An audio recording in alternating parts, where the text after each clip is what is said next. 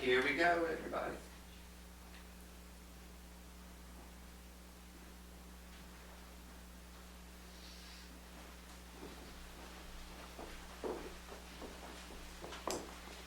In order that we may start afresh, it would be well to begin with a little gossip about the marches.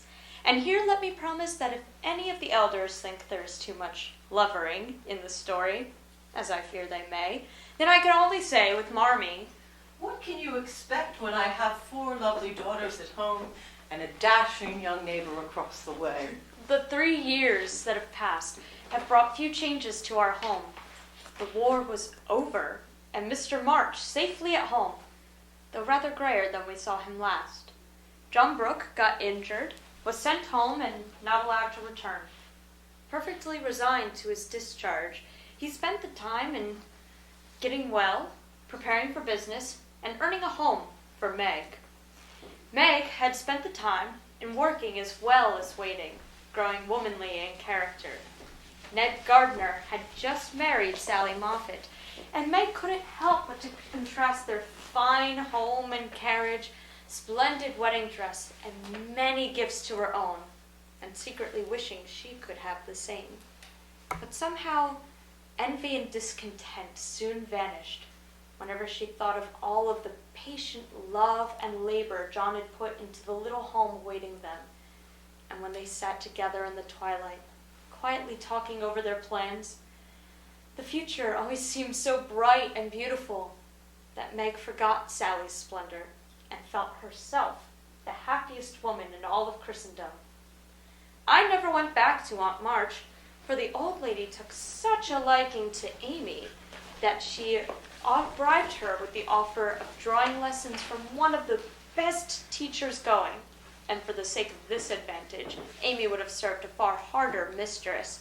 So she devoted her mornings to duty, her afternoons to pleasure, and prospered finely.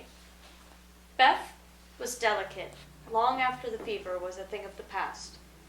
Not an invalid exactly, but no longer the rosy, healthy creature she had been, and yet always happy, hopeful, and busy with the quiet duty she loved.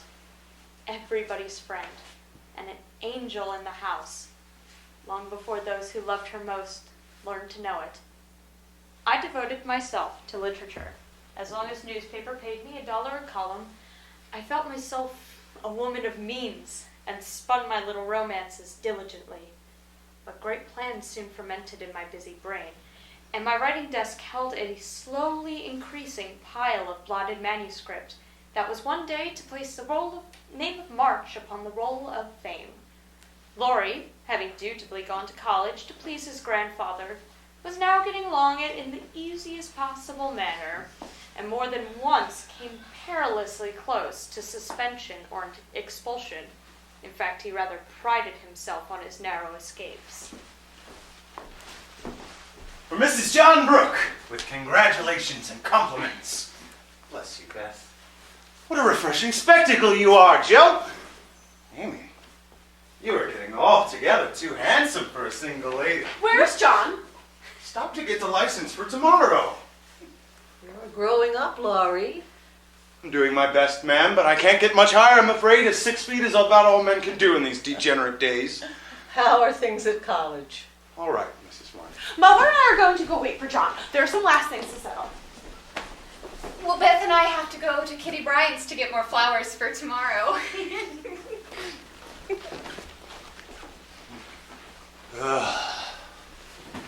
Come, Joe, don't desert a fellow. I'm in such a state of exhaustion I can't get home without help.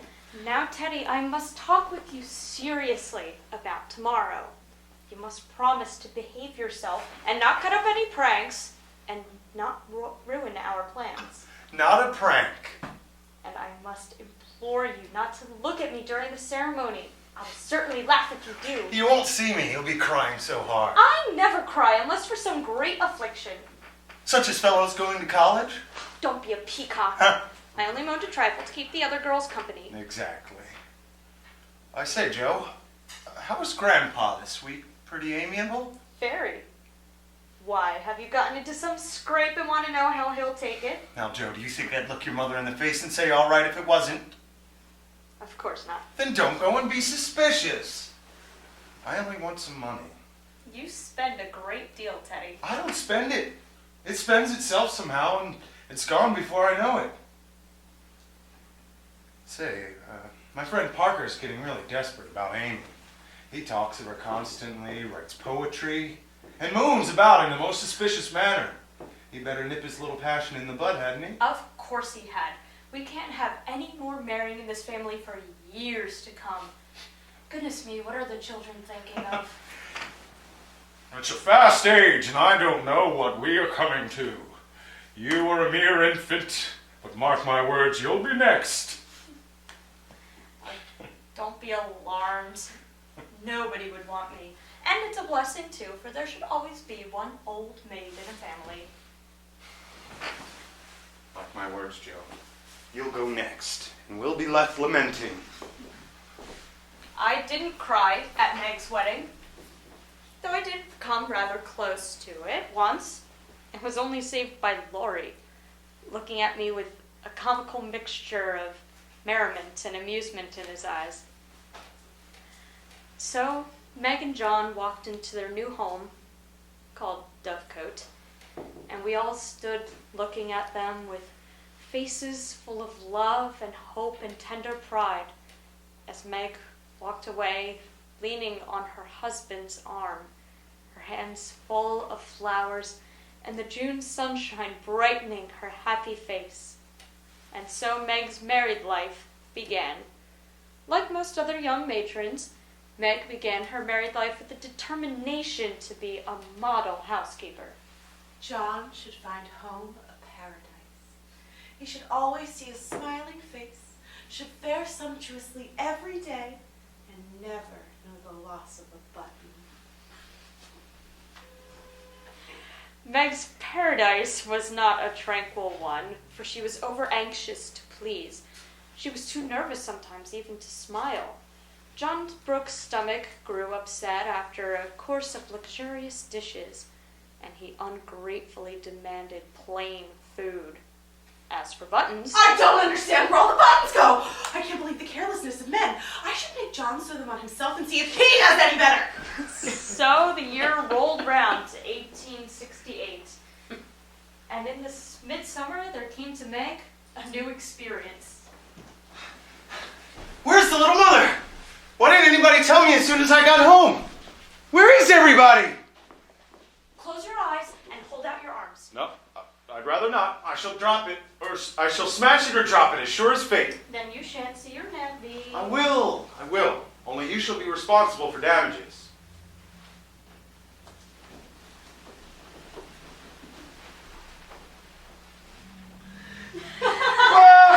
Twins! Somebody take them quick. I'm gonna laugh and I shall drop them. It's the best joke of the season, isn't it? I wouldn't tell you, for I set my heart on surprising you, and I've done it. I never was more staggered in my life. Isn't it fun? Are they boys? What are their names? Let's have another look. Boy and girl. Aren't they beauties? The most remarkable children I've ever seen. Which is which? Well, I put a blue ribbon on the boy and a pink one on the girl. French style, so you can always tell. Besides, one has blue eyes and one brown. Oh, kiss them, Uncle Teddy. I'm afraid they mightn't like it. Of course they will. They're used to it by now.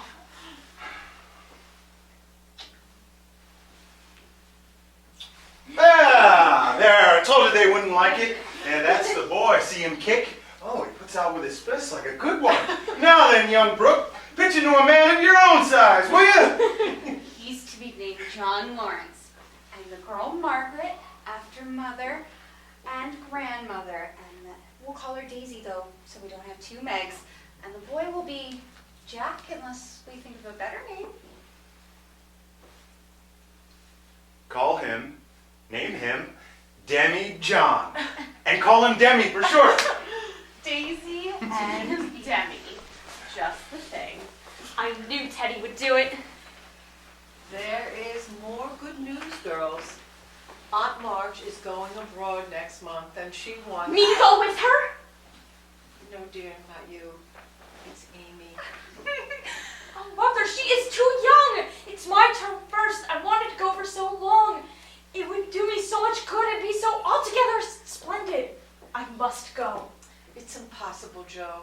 Aunt said Amy decidedly, and it's not for us to dictate when she offers us such a favor. And it isn't a mere pleasure trip for me, Joe.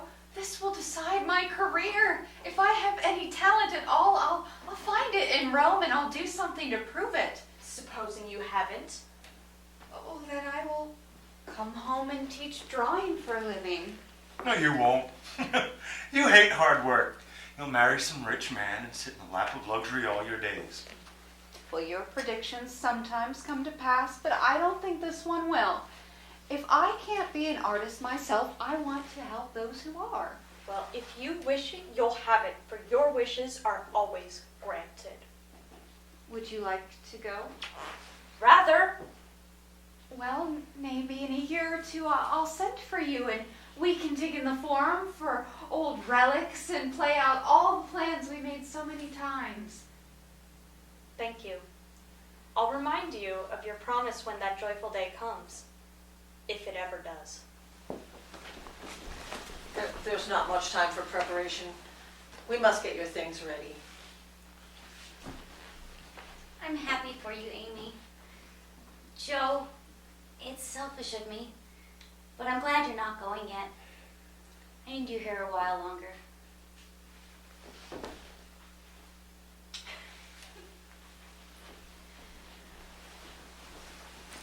If anything should happen to them, I will, Amy. I will. And if anything happens, I'll come and comfort you.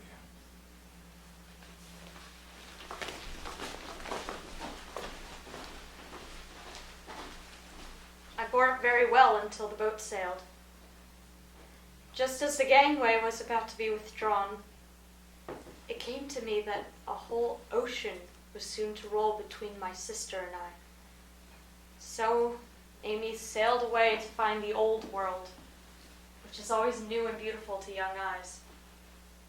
And we all stood watching her from the shore, and she waved to us until we could see nothing but the summer sunshine dazzling on the sea. Joe,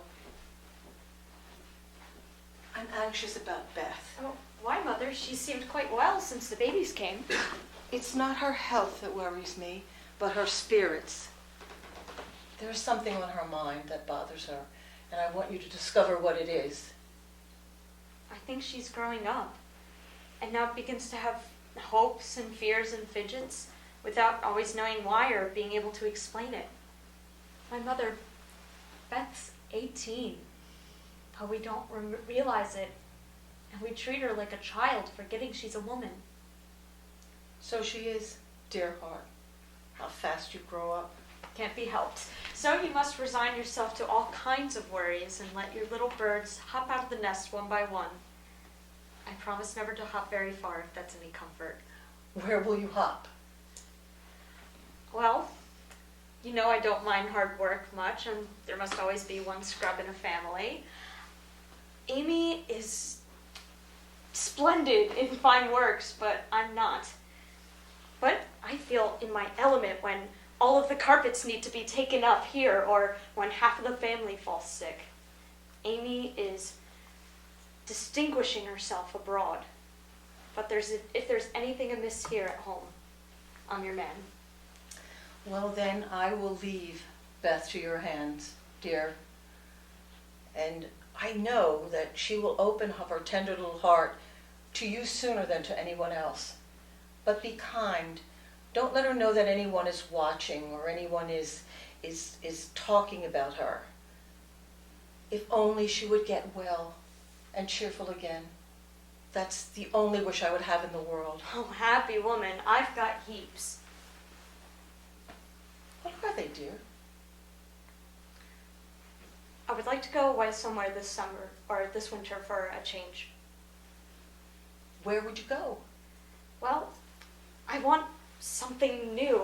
I'm anxious to be seeing and doing and learning more than I am. I brood over my own small affairs and need stirring up. So, as I can be spared this winter, I would like to go to New York. I had this bright idea yesterday, and this is it. You know, Mrs. Kirk wrote to you for some respectable young person to teach her children and sew? I think I should suit if I tried. Jo, go out to service in that great boarding house? No, it's not going out to service exactly. Mrs. Kirk is your friend, the kindest soul that ever lived, and she would be so good to me, I know it. Her family is separate from the rest, and no one knows me there. I don't care if they do. It's honest work, and I'm not ashamed of it. Nor I. But what of your writing? All the better for the change.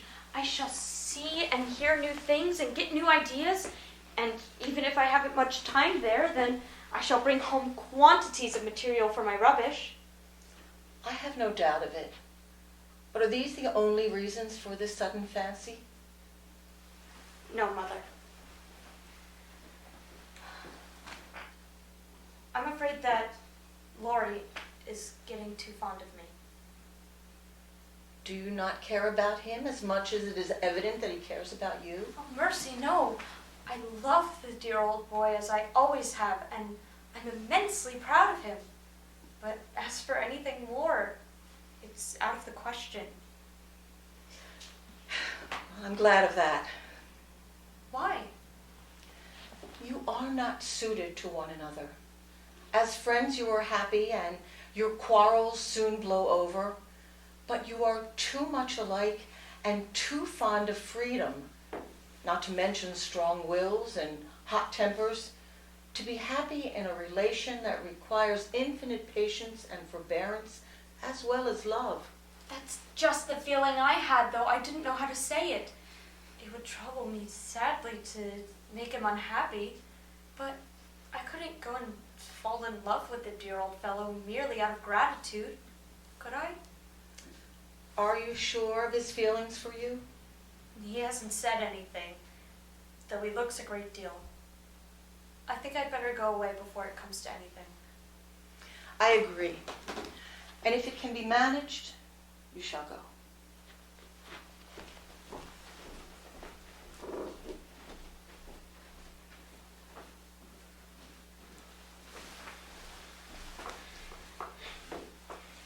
No, Teddy, please don't. I will, and you must hear me. Say what you like then. I'll listen.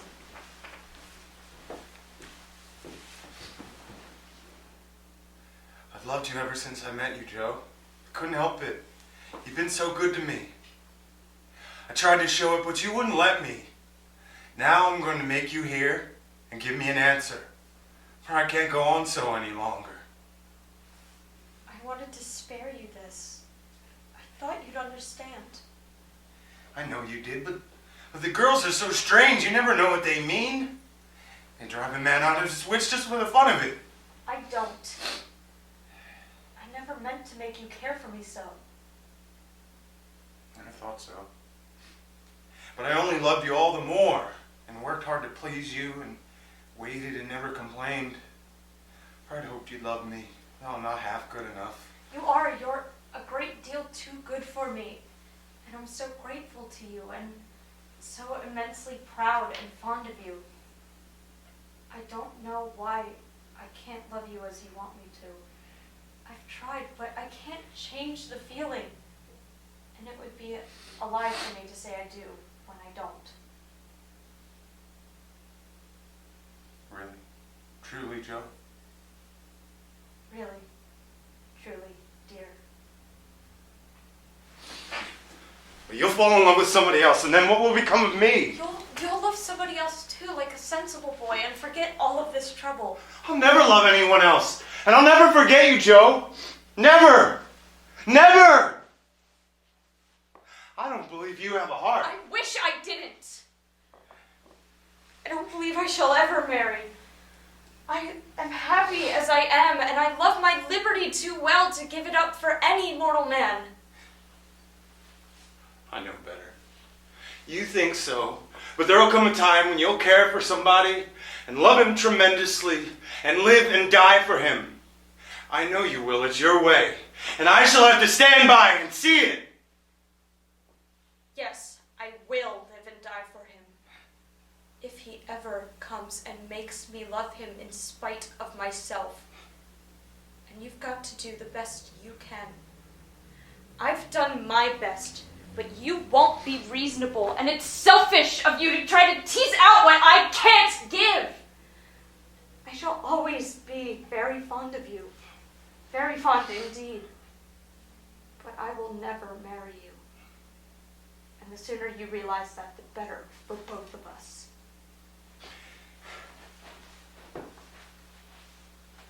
You'll be sorry someday, Joe. Oh, where are you going? To the devil! It's all right, never mind. Laurie went away without another word.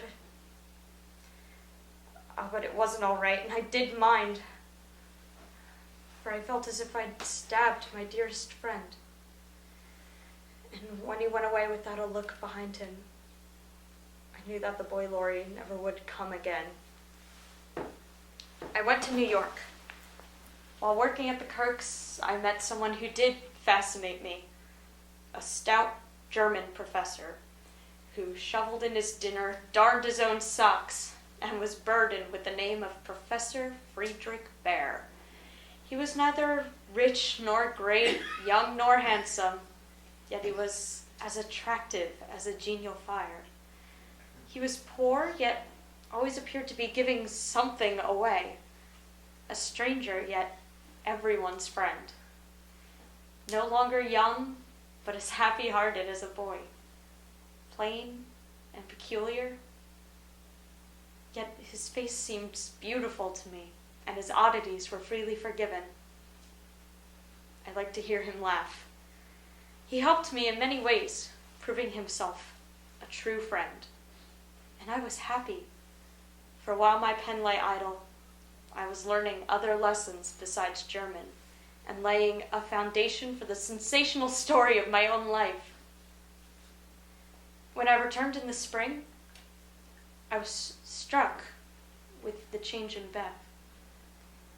No one spoke of it or even seemed to notice, for it had come to gradually to those who saw her daily. But to eyes sharpened by absence, it was very plain. And a heavy weight fell on my heart when I saw my sister's face. You're never going to get well, are you, Beth? Joe, dear, I'm glad you know it. I've tried to tell you, but I couldn't. I've known for a good while, dear, and I'm used to it. It isn't hard to think of or to bear. Try to see it so and don't be troubled about me, because it's best. Indeed it is. Is this what made you so unhappy in the autumn? You didn't feel it then and kept it to yourself for so long, didn't you? Yes. I gave up hoping then, but I didn't like to own it. I saw you all so well and strong and full of happy plans. It hurt to know that I could never be like you. And then I was miserable, Joe. Oh, Beth, you didn't tell me. You didn't let me comfort you and help you. How could you shut me out like that, buried all alone? Perhaps it was wrong, but I tried to do right. I wasn't sure. No one said anything, and I hoped I was mistaken. It would have been selfish of me to trouble you all when Marmee was so anxious with Meg, Amy away, and you so happy with Laurie. At least I thought so then. None of that matters now. I don't care what happens to anyone but you. You must get well. I want to. Oh, so much. I try. But every day I lose a little and feel sure that I can never gain it back. It's like the tide, Joe. When it turns, it goes out slowly, but it can't be stopped. Oh, it must be stopped. Your tide must not turn so soon. 19 is too young, Beth. I won't let you go. I will work and fight and pray. I will keep you in spite of everything. It must be stopped. There must be ways. God won't be so cruel as to take you from me. I'm glad to go. I try to be willing. Meg has John and the babies to comfort her. You must stand by Father and Mother, won't you? You'll tell them when they get home. I don't want any secrets, and I'm afraid to do it myself. They must know. I knew as soon as I saw you. They need you to tell them. You will, won't you? Please. If I can. But Beth, don't give up. I don't know how to express myself, and shouldn't try to anyone but you. Because I can't speak out except to my Joe. I only mean to say that I have a feeling it never was intended that I should live long. I'm not like the rest of you. I never made plans about what I'd do when I grew up. I never thought of being married, as you all did. I could only seem to think of myself as stupid little Beth, trotting about at home, of no use anywhere but there. I never wanted to go away, and the hard part now is the leaving you all. I'm not afraid, but it seems as if I should be homesick for you, even in heaven. I used to call you all my birds. You are the gull, Joe, strong and wild, fond of the storm and the wind, flying far out to sea and happy all alone. Meg is the turtle dove, and Amy is like the lark, trying to get up high among the clouds, but always dropping down into its nest again. Dear little girl. She's so ambitious, but her heart is good and tender. No matter how high she flies, she never forgets home. I hope that I shall see her again. But she seems so far away. She's coming in the summer, and I mean to have you ready to see and enjoy her. I will have you well and rosy by that time. Joe, dear, don't hope anymore. It won't do any good. I'm sure of that. We won't be miserable, but we'll enjoy being together while we wait. We'll have happy times, for I don't suffer much. And I'm sure the tide will go out easily if you help me. I promise.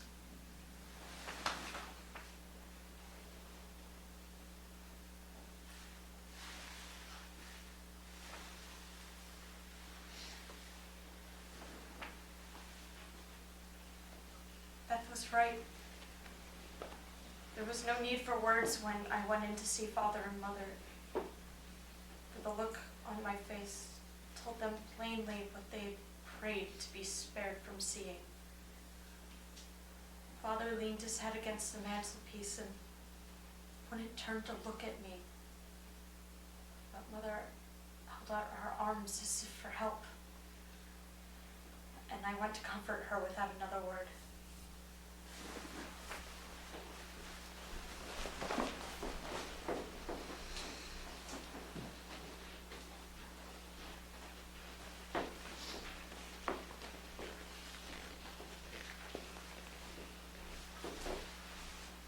Amy March.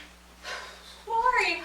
Oh, Laurie, I thought you would never come. I promised to come see you in Paris, and here I am. Well, how is your grandfather? When did you get here? Where are you staying? Very well, last night at the Chauvin. I called at your hotel, but you were out. Que pensez-vous? That mademoiselle has made good use of her time, and the result is charming. Mother says Beth is not doing well. And I often think I ought to go home, but they all say stay, so I do. For I will never have another chance like this. I think you are right there. There is nothing you could do at home, and it is a great comfort to them to know that you are happy and well, and enjoying so much, my dear. Will you still go to the ball with me tonight? Here are your flowers. I arranged them myself. Oh, how kind you are. Do you care to dance? one usually does at a ball. I'm at the first dance. May I have the honor? Well, I can give you one. If I put off the count, he dances divinely. But he'll excuse me as you are an old friend. What do you call this stuff? Illusion. Good name for it. Very pretty. New stuff, isn't it? Oh no, it's as old as the hills. You've seen it on a dozen of girls before, but you never found it pretty till now. I never saw it on you before, which accounts for the mistake, you see? Now, none of that. It is forbidden. I'd rather take coffee than compliments just now. Don't lounge. It makes me nervous. Where did you learn all this sort of thing? Well, as this sort of thing is rather vague, would you kindly explain? Well, the general air, the style, the self-possession, the illusion, you know. Foreign life polishes one in spite of oneself. I study as well as I play. When do you begin your great work of art, Raffaella? Never.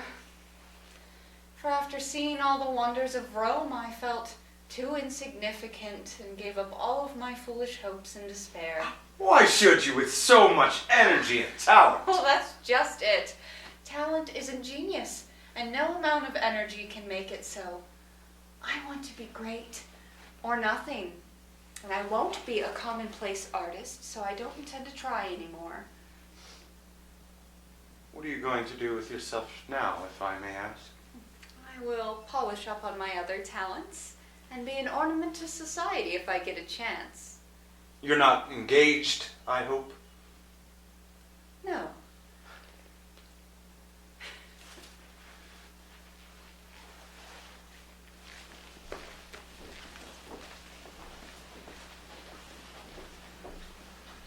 The maternal instinct was very strong in Beth, or Meg, and she was entirely absorbed in it to the utter exclusion of everything and everyone around her. Being a domestic man, John Brooke decidedly missed the wifely attentions he had been accustomed to receive. But as he adored his babies, he cheerfully relinquished his comfort for a time, supposing with masculine ignorance that peace would soon be restored. But 3 months passed, and there was no return of repose. Meg would look worn and nervous, and the babies absorbed every minute of her time. The poor man was very uncomfortable, for the children had bereft him of his wife. Home was merely a nursery, and the perpetual hushing made him feel like a brutal intruder whenever he entered the sacred precincts of Babyland. He bore it very patiently for 6 months, and when no sign of amendment appeared, he did what other paternal exiles do, tried to get a little comfort elsewhere. His neighbor's wife, Mrs. Scott, was a lively, pretty girl. John would have preferred his own bedside if it had not been so lonely, but as it was, he cheerfully took the next best thing and enjoyed his neighbor's society. I'm getting old and ugly. John doesn't find me interesting any longer, so he leaves his faded wife and goes to see his pretty neighbor. Well, the babies love me. They don't care if I am thin and pale and haven't time to crimp my hair.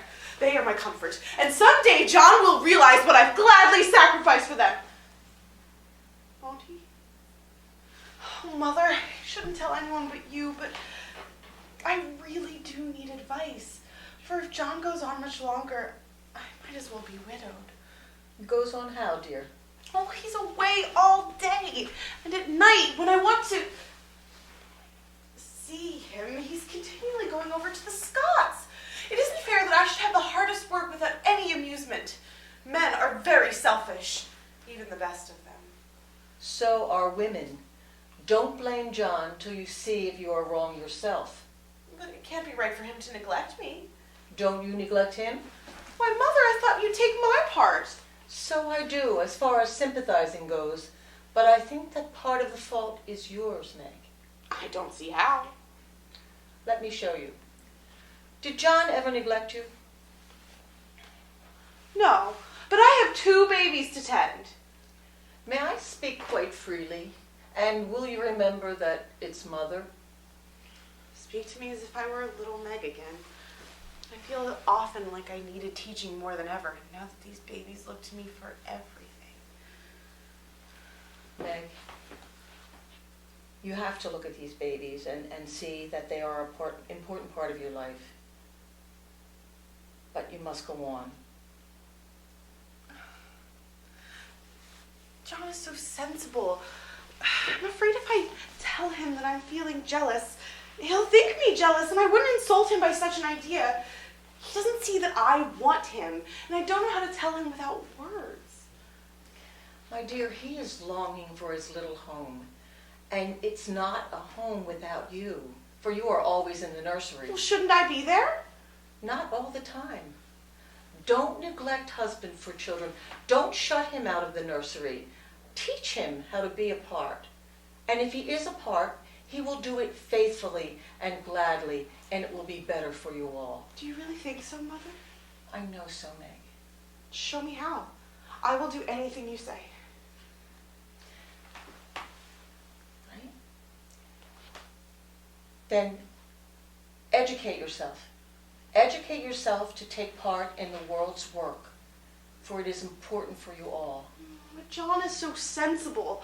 I'm afraid he'll think I'm stupid if I ask about politics and things. I don't think so. Try it, and see if he doesn't find your society more agreeable than Mrs. Scott's suppers. Well, oh, poor John. I'm afraid I have neglected him sadly. But he never said anything, and I thought I was right. Yes. And this is the time when young married people often grow apart. And it's very natural. And it happens when the first tenderness wears off. But don't let John be a stranger to the babies, for it is through them that you will know love, and that's the way that it should be. Well, goodbye, dear. Think over Mother's advice, and if you find some good in it, act upon it. Goodbye, dear.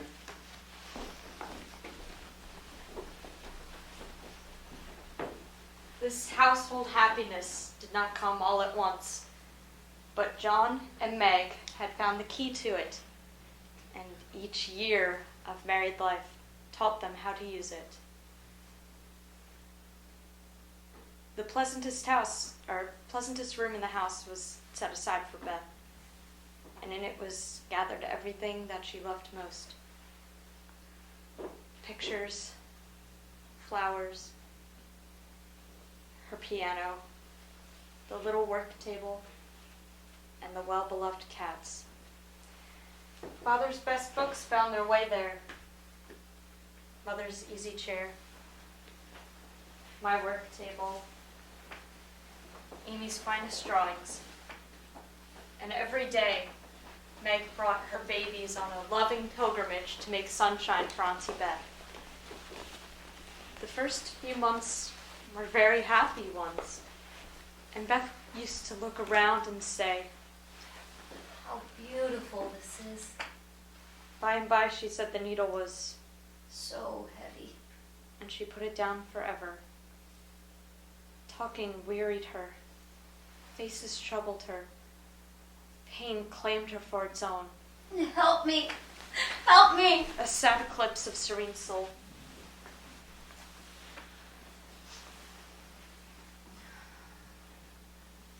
I feel stronger when you're here.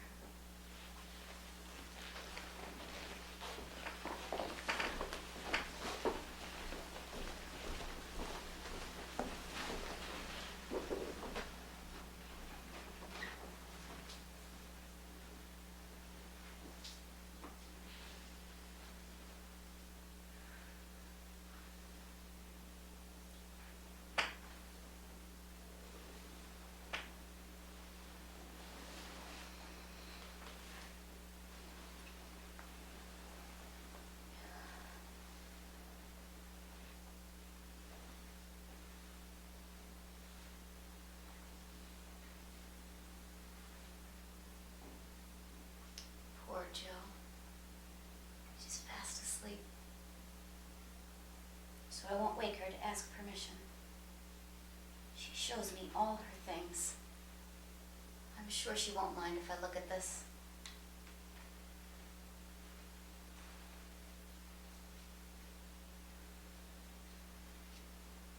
My Beth, sitting patient in the shadow till the blessed light shall come. A serene and saintly presence sanctifies our troubled home. Earthly joys and hopes and sorrows break like ripples on the strand of the deep and solemn river where her willing feet now stand.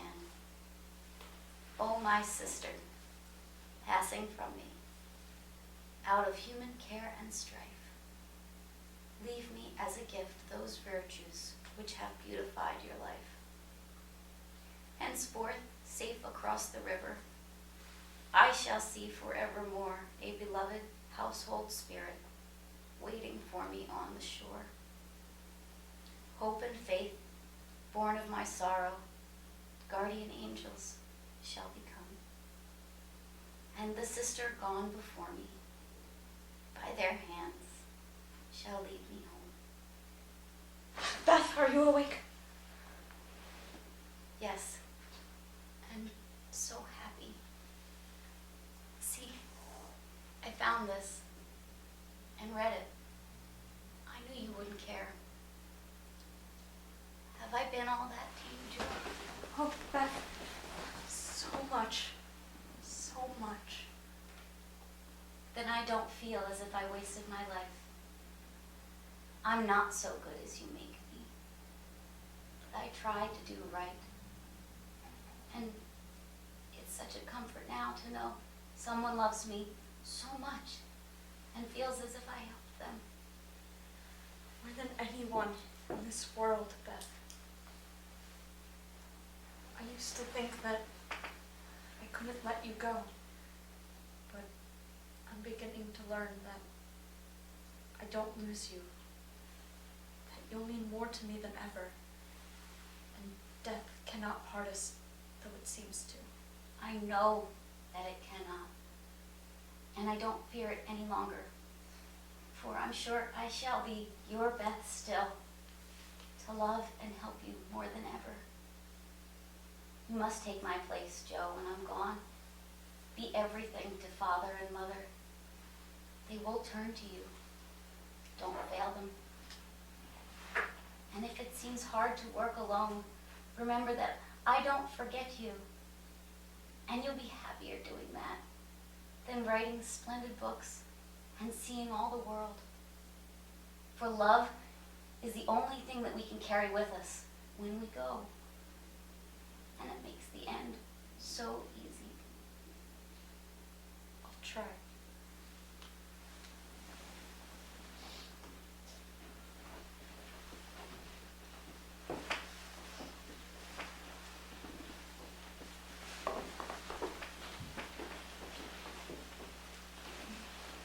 So the days came and went. The sky grew clear, the earth greener, and the flowers were up fairly early this year, and the birds came back in time to say goodbye to Beth, who, like a tired but trusting child, clung to the hands that had led her all of her life, as father and mother guided her tenderly through the valley of the shadow and gave her up to God.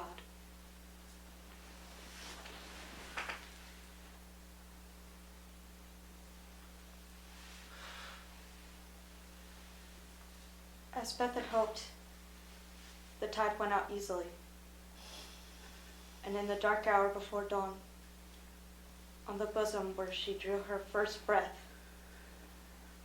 Beth quietly drew her last, with no farewell but one loving look, one little sigh.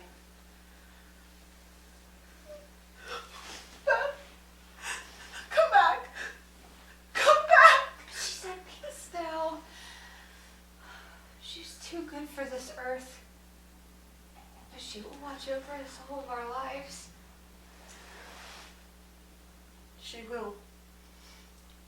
She will. She must.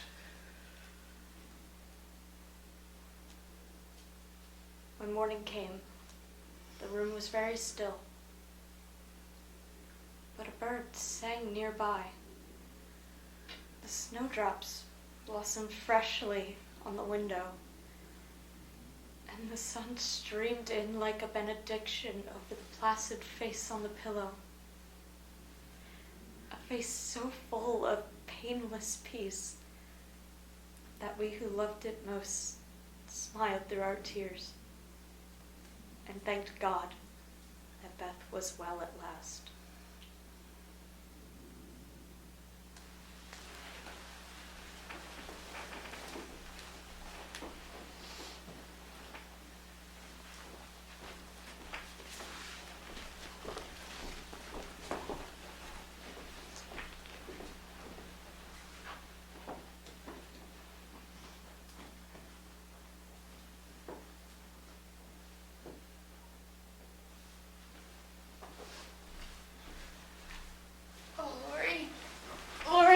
You'd never come home. I'm so sad and lonely. I'm so happy to see you. It was such a surprise to look up and find you here, just as I was beginning to fear you wouldn't come home. I came the minute I heard. I wish I could say something to comfort you for the loss of dear little Beth, but all I can do is feel. This comforts me. You needn't say anything. Beth is well and happy, and I shouldn't wish her back. Now, let's not talk about it now, for it'll make me cry, and I want to enjoy you while you stay. You needn't go back right away, need you? Not if you want me, dear. I do so much. We pull together, don't we? We do. So well, I wish we all might always pull in the same boat.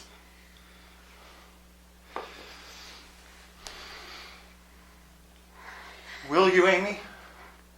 Yes, Laurie.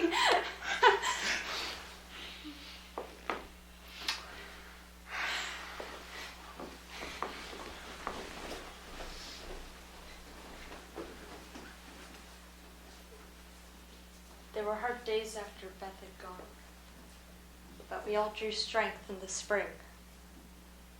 And in 1870, Mother and I were talking together in the parlor. Why don't you write, dear? It used to make you so happy. I haven't the heart to. And even if I did, nobody likes my things. We do. Write something for us. Write something for us that we can be happy about. Don't even think about the rest of the world. It will make you feel better, and it will please us very much. I don't believe I can.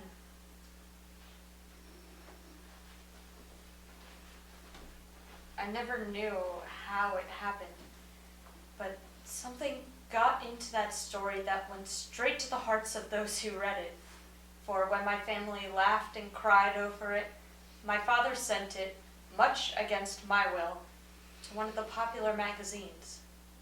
And to my utter surprise, it was not only paid for, but others requested. Letters from several persons whose praise was honored followed the appearance of the little story. Newspapers copied it, and strangers as well as friends admired it.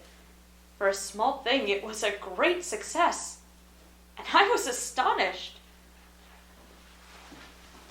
I don't understand it. Why could there be in a little story like that to make people praise it so? There is truth in it, Joe.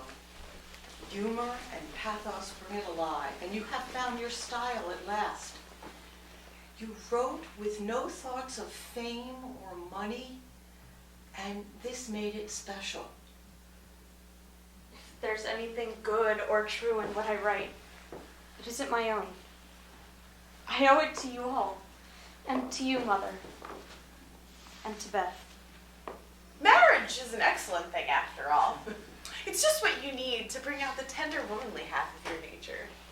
You are like a chestnut burr, prickly on the outside, but silky soft within, and a sweet kernel, if one can only get at it. Love will make you show your heart one day, and then the rough fur will fall off.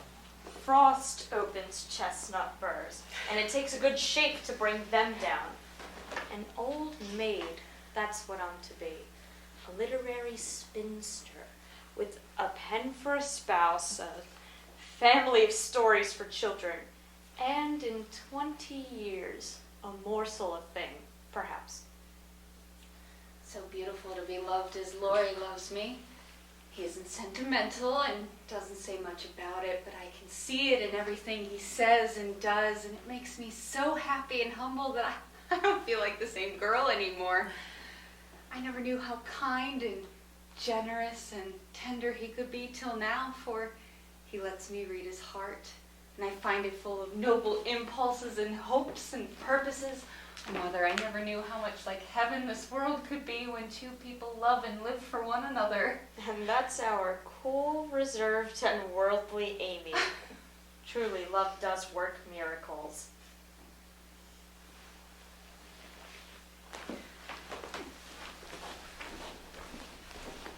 I was almost 25, and the prospect was not inviting.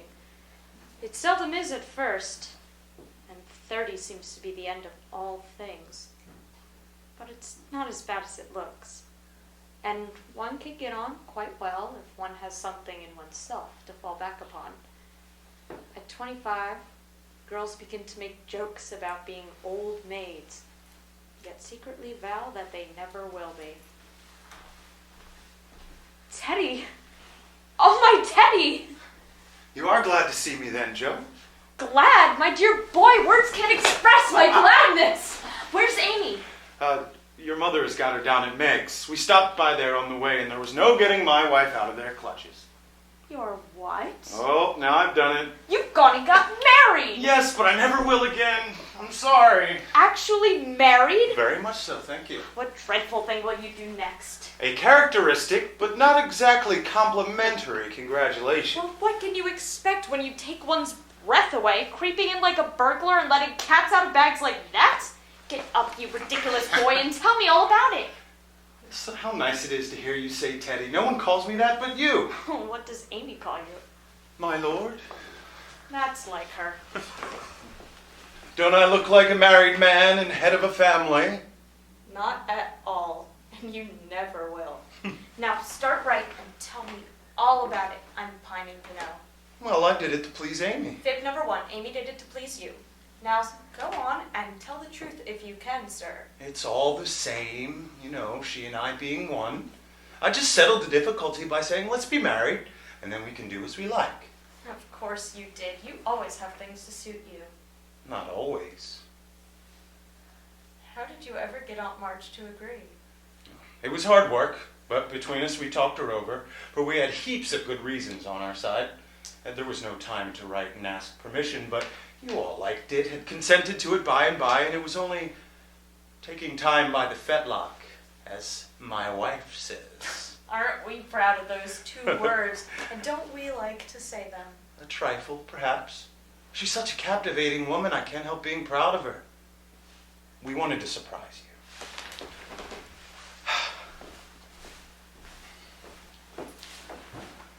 Joe, dear, I've got one thing to say, and then we'll put it by forever. I never shall stop loving you, but the love is altered, and I've learned to see that it is better as it is. Amy and you switched places in my heart, that's all. I think it was meant to be so, and it would have happened naturally if I had waited, as you tried to make me. But I never could be patient, so I got a heartache. I was a boy then, headstrong and violent, and it took a hard lesson to show me my mistake. Upon my word, at one time I was so tumbled up in my head that I couldn't tell which I loved best, you or Amy. But when I saw her in Paris, everything seemed to clear up at once. You both got into your right places, and I felt sure that it was well off with the old before it was on with the new, and honestly felt that I could share my love between Sister Joe and wife Amy, and love them dearly. Will you believe it? And go back to the good old times when we first knew one another? I'll believe it with all of my heart. But Teddy, we never can be boy and girl again. The happy old times can't come back, and we mustn't expect them to. We are man and woman now, with sober work to do, for playtime is over. I'm sure you feel this. I see the change in you, and I'm sure you will find it in me. We can't be little playmates anymore, but we can be brother and sister, to love and help one another all of our lives. Won't we, Laurie? I cannot make it true that you children are actually going to get married and set up housekeeping. It seems only yesterday that I was buttoning Amy's pinafore and pulling your hair when you teased. Goodness me, how the time does fly. As one of the children is older than yourself, you needn't talk so like a grandma. You may be older in years, but I'm ever so much older in feeling. Women always are, Teddy. And this year has been such a hard one, I feel 40. Oh, poor Joe. You are older. There's a line, and there's another. If you don't smile, your eyes look sad. You've had a great deal to bear, and you've had it bear it alone. What a selfish beast I've been. Oh, no, I had a father and mother to help me, and the children to comfort me, and the thought of you and Amy safe and happy to make the troubles here easier to bear. I am lonely sometimes, but You I never get shall things. be again. We can't get on without you, so you must come and show the children how to keep house, and go halves and everything, just as we used to. If I shouldn't be in the way, that would be very pleasant. I begin to feel young already, for all of my troubles seemed to fly away when you came. You always were a comfort, Teddy. You look a little wicked. What is it now, Grandma? I was just wondering how you and Amy get on together. Like angels. Oh, yes, of course. But which rules? I don't mind telling you that she does now. But she does so imperceptibly that I don't think I shall mind much. She's the sort of woman who knows how to rule well. In fact, I rather like it. Well, if she ever abuses you, come find me and I'll defend you. 1870 began rather soberly, for old Aunt March died suddenly. We loved the fiery old woman as much as we feared her. But soon we had reason for rejoicing. Aunt March had left Plumfield, her grand estate, to me. I saw more and more of Professor Fritz Bear, and gradually realized that I had fallen in love with him. Surprising everyone, I married him. And we set up a school for boys at Plumfield. This wasn't a new idea of mine, but a long-cherished plan. Before my professor came, I used to think of how, when I'd made my fortune and no one needed me at home, I'd hire a big house, pick up some poor forlorn lads who hadn't any mothers, and take care of them, and make life jolly for them before it was too late. I saw so many going to ruin for want of help at the right minute. I wanted to do anything for them. I seemed to feel their wants and sympathize with their troubles. And oh, I so wanted to be a mother to them. It never was a fashionable home, and the professor didn't have a fortune. But it was just what I'd intended it to be. A happy, home-like place for boys who needed teaching, care, and kindness. Every room in the big house was soon full.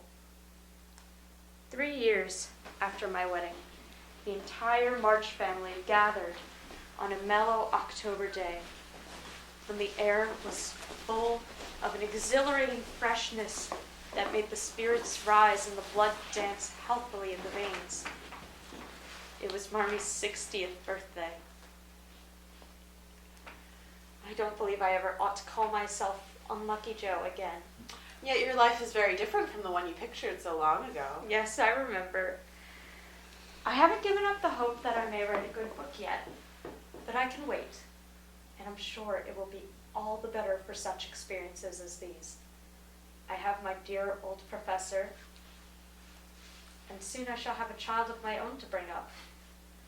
I asked for splendid things, to be sure, but in my heart I knew I should be satisfied with John and some dear children like Demi and Daisy. I have them all, thank God. I'm the happiest woman in the world. My life is very different from what I had planned, but I wouldn't alter a thing. Though I, like Joe, don't relinquish all my artistic abilities or help others find their dreams of beauty, I have begun to sculpt a figure of a baby myself, and Laurie says it is the best thing I have ever done. Perhaps not the very best, my dear. I think families are the most beautiful thing in the whole world. I miss Beth terribly, but I feel as if she's here with us all the time. I feel her too. So do I. On this day we are here all together, blessed and happy. Oh, my dear girls, however long you may live, I can never wish you greater happiness than this. I draw the curtain here in 1873. 10 years after our story began. There is more to be told of our lives. That is to be found in books, if you are curious and courageous enough to seek them out. This is a story of how 4 little girls became excellent, resilient, and altogether astonishing women. What more we did with our lives, only time could tell. But I never, ever learned to be proper.